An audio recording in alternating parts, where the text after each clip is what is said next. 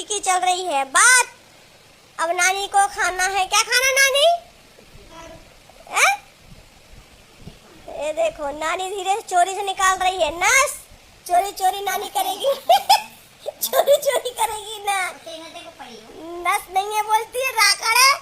वैष्णवी चिल्लाएगी कि नानी नस मत करो, इसलिए नानी देखो कैसे चोरी से, देखो देखो मैंने देख ली देखो, बोलती है नानी की राकड़ है ये देखो ये देखो ये देखो